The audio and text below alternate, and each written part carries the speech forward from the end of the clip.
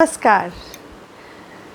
Bihar teachers history makers hashtag TVT मेरा mobile मेरी शिक्षा में मैं अनामिका मैडम फिर मैथ क्लास में आप लोगों को हार्दिक स्वागत करते हुए क्लास का शुभारंभ कर रही हूँ।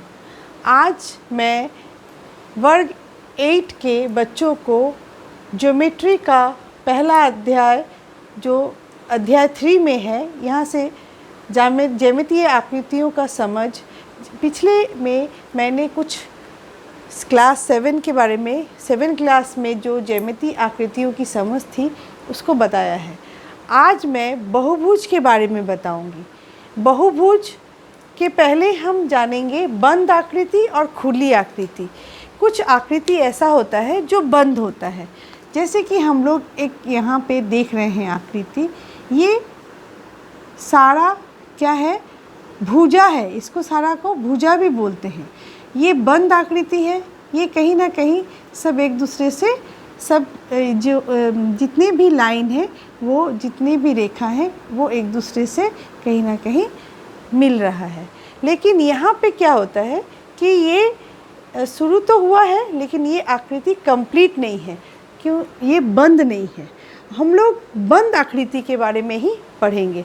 बंद आकृति में जब बहुत सारा दो से अधिक भुजाओं को जब हम बंद करके एक एरिया को दिखाते हैं, यही हमारा क्या कहलाएगा? बहुभुज कहलाएगा। उसमें दो से अधिक भुजा होनी चाहिए, तभी हमारा बहुभुज होगा। जिसमें क्या, बहुभुज में हमेशा याद रखिएगा, जैसे त्रिभुज, चतुर्भुज, पंचभुज, षष्ठभुज, सप्तभुज, अष्टभुज, इस तरह से अलग अलग भुजा होगा उसमें। और वो सारा पॉलीगॉन में ही हम लोग उसको पढ़ेंगे, वो सारा बहुभुज कहलाएगा। हम लोग बहुभुज को दो भागों में बांटा गया है। एक समबहुभुज, दूसरा विषम बहुभुज। वैसा बहुभुज जिसका सारा भुजा या सारा साइड बराबर हो, वो समबहुभुज कहलाता है। जैसे समबाहु त्रिभुज। समबाहु त्रिभुज में क्या होता है कि सारा जो भुजा है ना, ये बराबर होता है, तो ये समबहुभुज होगा। जैसे वर्ग में भी देखते हैं कि ये सारा भुजा आपस में बराबर होता है। इस तरह से हम लोग पंचभुज में भी कर सकते हैं, सारा पांचों भुजा बराबर। षष्ठभुज में भी कर सकते हैं। जब भुजा बराबर हो जाएगा वो समबाहुभुज कहलाएगा, और जब भुजा बराबर नहीं होगा तो वह विषम बहुभुज कहलाएगा। हम लोग बहुभुज में दो तरह का जगह देखते हैं, दो तरह का एरिया देखते हैं। एक अभ्यंतर और दूसरा बहिर्भाग।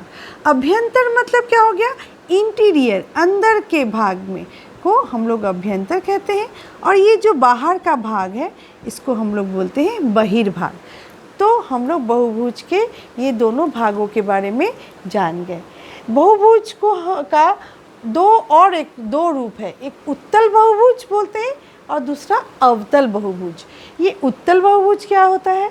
अवतल बहुभुज का है। बहुभुज को हम लोग क्या करते हैं, एक कोना से जब दूसरा कोना मिलाते हैं तो ये विकर्ण कहलाता है। ये क्या कहलाता है? विकर्ण कहलाता है। और हम पहले भी बता चुके हैं, ये कोना शीर्ष कहलाएगा।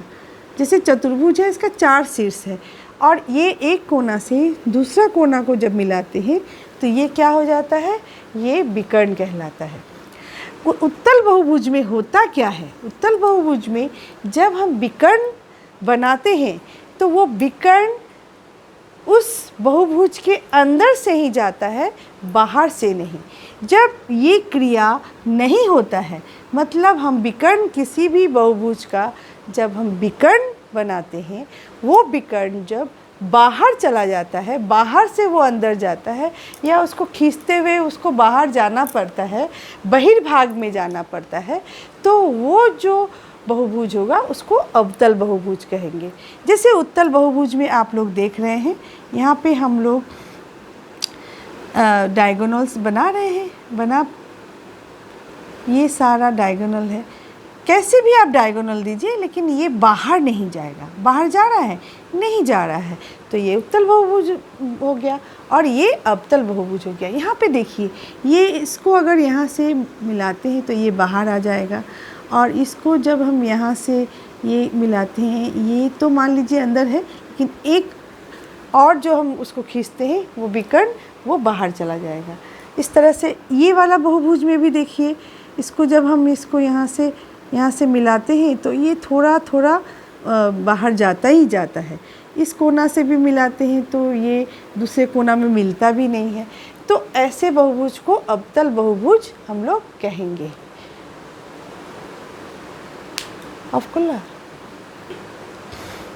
इस तरह से हम लोग बहुभुज के प्रकारों के बारे में जान गए। अब हम लोग बहुभुज के अंतःकोणों का योग और बहिष्कोण का योग, इसको हम लोग निकालना सीखेंगे। किस तरह से ये निकाला जाता है अगले वीडियो में।